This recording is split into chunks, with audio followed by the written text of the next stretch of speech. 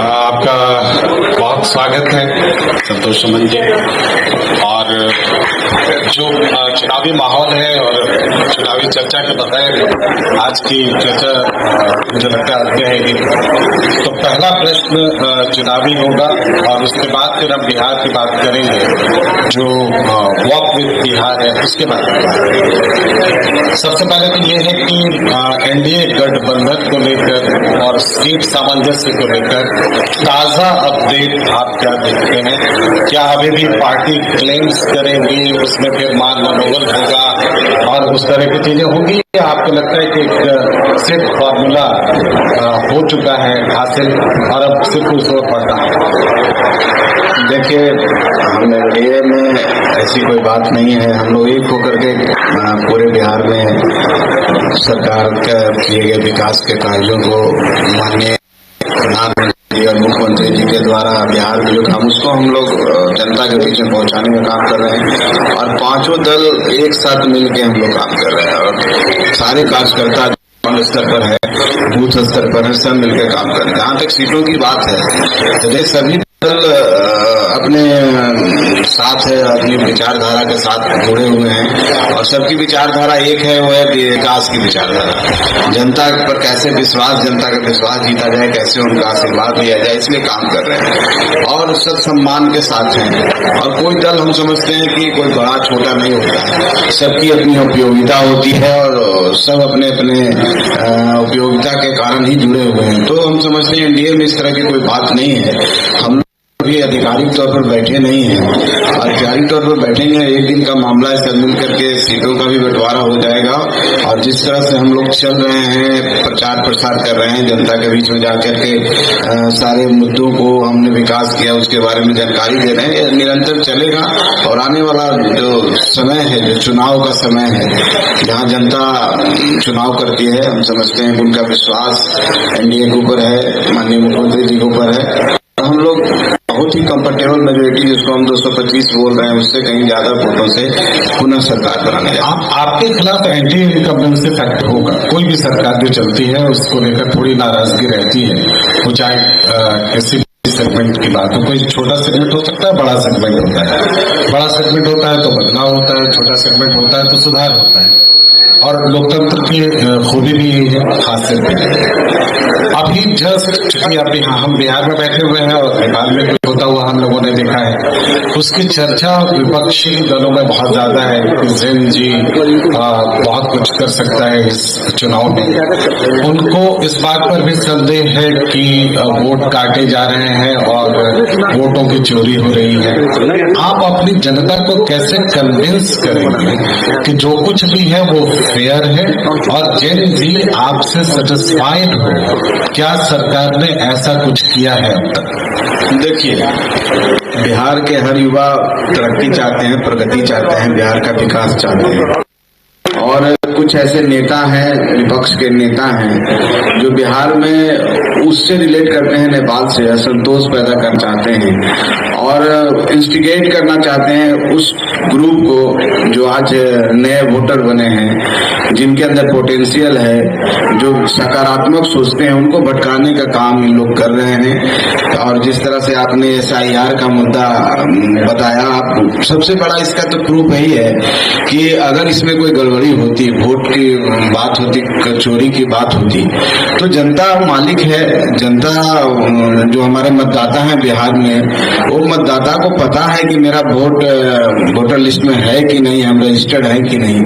इसमें तो कहीं कोई बात ही नहीं हो रहा। मुझे नहीं लगता है कि ग्राउंड पर ऐसी कोई बात है। सबने अपना वोटर लिस्ट चेक किया है, सबके नाम सही सलामत है और जो व्यक्ति किनका 2 जगह नाम है, किन्हीं की मृत्यु हो गई, तो उनको कटना लाजमी है और हमेशा कटता है। एक कोई नई बात नहीं है। तो इसको इतने हाइप क्रिएट करना कि वोट चोरी हो रहा है, तो जो भी किए कुछ दिन अच्छा लगा, टीआरपी अच्छा मिला, लेकिन अंततः जब जनता के बीच में बातें गई और सारी सच्चाई स्पष्ट हो गई और जब वोट देने जाएंगे लोग तो देखेंगे कि मेरा नाम है और वोट देंगे और निश्चित तौर पर विकास को वोट देंगे। तो ये सब मुद्दे भटकाने वाले मुद्दे हैं। और देश में जिस तरह से बात की जाती है, जैसे लगता है कि आप इस देश के नहीं हैं, किसी दुश्मन देश के हैं, उनके प्रवक्ता की तरह बात कर रहे हैं।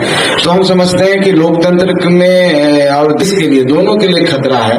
ऐसे लोगों से हम लोगों को सावधान रहना चाहिए और इसीलिए एनडीए सारी चीजों को लेके चल रहा है। और जहां तक विकास की बात है तो बताने के लिए हमारे पास है, हम युवा वर्ग के लिए भी किए हैं। अभी आपने देखा है कि हमारे माननीय मुख्यमंत्री जी ने 1000 प्रति माह उन ग्रेजुएट जो हमारे बच्चे करते हैं उनको 2 साल देने का काम किया है। स्टाइपेंड देने की बात कर रहे हैं, इंटर्नशिप की बात हो रही है। हम तो हर क्षेत्र को, हर वर्ग के लोगों को, हर समाज के लोगों को साधने का काम किए, उनके पास विकास पहुंचाने का काम किए। तो कहीं पर कोई मुद्दा ही नहीं है। जनता, आप जाएंगे ग्राउंड पर और बात करेंगे तो सब माननीय मुख्यमंत्री जी को पुनः वोट देने के लिए तैयार है। और बिहार भी एक अनूठा राज्य है। माननीय मुख्यमंत्री जी का जो काम है, जिस तरह से जंगल राज से बिहार को बाहर निकालने का काम किया और 3 चुनाव उन्होंने जीता है अपने चेहरे पर।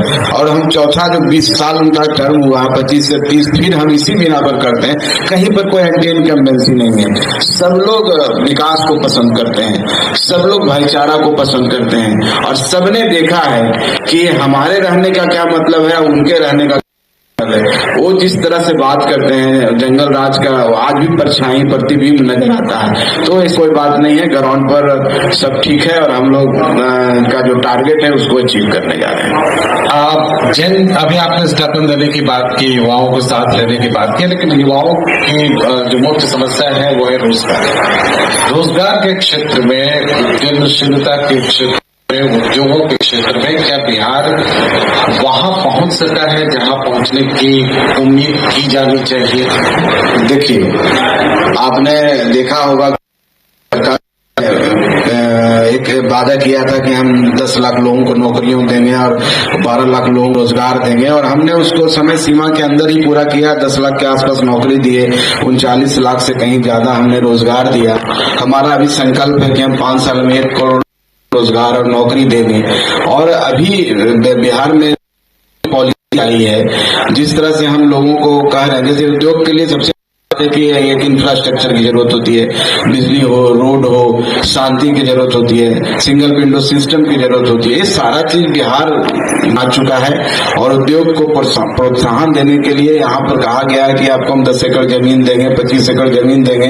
आप अगर 100 करोड़ से ज्यादा निवेश करते हैं, 1000 लोगों को रोजगार देते हैं, तो हम आपको सारी चीज देंगे। जीएसटी में छूट देंगे, जो ESI जो कर्मचारियों को दिया जाता है उसको हम 14 साल करेंगे, बिजली बिल में आपका छूट देंगे। तो हर चीज में सरकार ने एक माहौल बनाया है।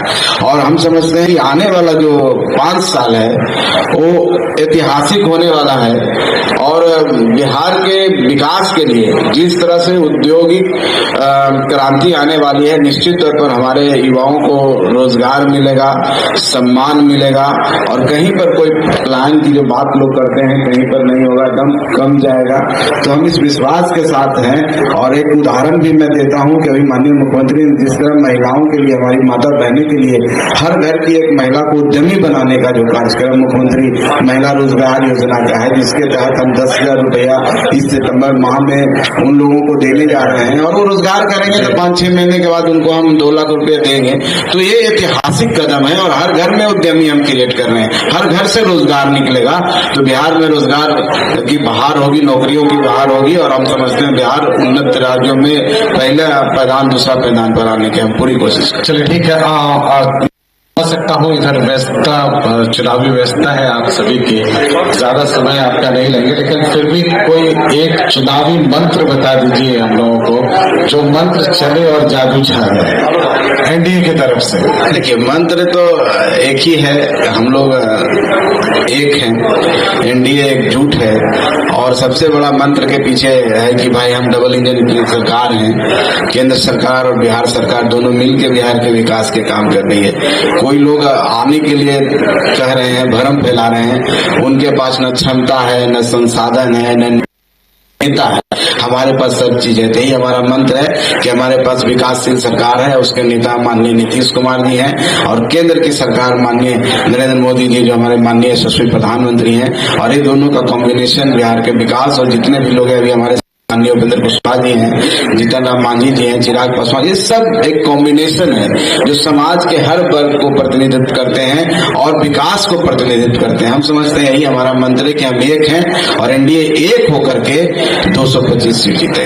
क्लोज करना चाह रहे हैं। हमारा संतोष जी, आप कह रहे हैं जो एनडीए एक है, बिल्कुल सही बात है, एनडीए इंटैक्ट है, लेकिन कुछ ऐसी बातें हैं जिससे की चर्चाएं होती है। अक्सर देखा जाता है जो और चिराग पासवान की पार्टी की तरफ से एक कोल्ड वार का माहौल रहता है। जीतन राम मांझी जी जो आपके पार्टी के संरक्षक हैं, वो कहते हैं कि भाई आप एनडीए में रहिए, लेकिन आप एनडीए को ये मत दिखाइए जो आप एनडीए को ही दिखा रहे हैं, जो भाई अपनी क्षमता दिखा रहे हैं। तो क्या इस तरह की जो बातें सामने आती है, क्या मतलब दलित का नेता बनने का होड़ मचा हुआ है बिहार में, या फिर आखिर क्या मैसेज क्या देना चाहते हैं? जो चीजें होती है उधर से भी लोग बोलते हैं, इधर से भी बोलते हैं। हमारा सवाल बस ये है। देखिए, किसी मुद्दे को लेकर के किसी विचारधारा में भिन्नता हो सकती है, लेकिन हम एनडीए के पार्ट हैं और हमारा भी काम वही है। चिराग पासवान जी का चाहे जीतन राम मांझी जी जो भी हैं, बिहार के विकास के लिए दोनों तत्पर हैं और उन गरीब तबकों का भी प्रतिनिधित्व करते हैं जिसको हम दलित बोलते हैं, SC/ST बोलते हैं, और कोई होड़ नहीं है विकास की।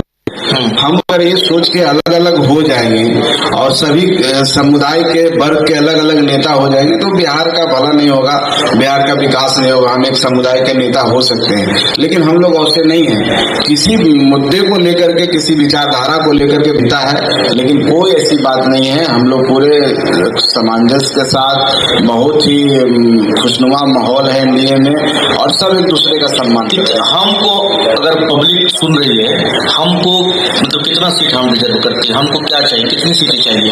तो मांझी जी अक्सर कहते हैं कि हमें मन मुताबिक सीट मिलना चाहिए। देखिए, डिजर्व करने की बात आप करते हैं तो भाई इस पर आपत्ति है। डिजर्विंग की बात नहीं है इसमें है कि बिहार के विकास के लिए हम लोग कुछ भी करने के लिए तैयार है। जहां तक डिजर्विंग है तो हम 243 पर भी लड़ने के लिए तैयार है, वहां भी हम सब जगह लड़ सकते हैं, मेरे पास कार्यकर्ता है। लेकिन जहां तक बिहार के विकास की बात है, और 243 सीट है और 243 सीट में 5 दलों के बीच में बंटवारा होना है और सब अपनी अपनी क्षमताओं को, लिमिटेशंस को समझते हैं और उसी लिमिटेशन और क्षमता के तहत सब मिल करके जब हम बैठेंगे तो आधिकारिक तौर पर हम एक दिन में समस्या, जो आप लोग को लगता है ये समस्या नहीं है, हम लोग के लिए सद्भाव है और हम इसको क्लियर करके, और एनडीए लड़ेगा, कोई दल का व्यक्ति नहीं लड़ेगा। हर सीट पर 243 सीट पर एनडीए लड़ेगा और एनडीए के प्रत्याशी होंगे। और ठीक है, सिंबल किसी दूसरे दल का मिलेगा, लेकिन एनडीए ज्वाइंटली लड़ रहा है, इसलिए हम लोग इस विवाद में नहीं फंसना चाहते हैं। और मैंने कहा ना कि हम सम्मान के साथ हैं, सम्मान के साथ समझौता है और सब लोग सम्मान के साथ हैं। कोई दल बड़ा नहीं है, कोई दल छोटा नहीं है और सबको सम्मानजनक सीटें मिलेगी, इसकी चिंता नहीं करना है। बहुत जल्द, अब तो समय आ ही गया है, हम समझते हैं 10 दिन के अंदर सारी स्थिति स्पष्ट हो जाएगी और हम लोग नए कैलिबर के साथ, नई चुनौती भी है कह सकते हैं, नए नारे कह सकते हैं और विकास के नई और भी नई तस्वीर पेश करने के लिए हम लोग बिहार मैदान में हैं भी। चलिए संतोष जी, बहुत ब्रेकिंग है कि 10 दिनों के अंदर सारा कुछ हो जाना है। आप अपने चैनल में बोलेंगे लोगों को कि वो ब्रेकिंग पे डाल दें, उसको 10 दिनों में सारी तस्वीरें साफ हो रही हैं। बहुत धन्यवाद आपका। बहुत धन्यवाद, आप सबको भी बहुत धन्यवाद।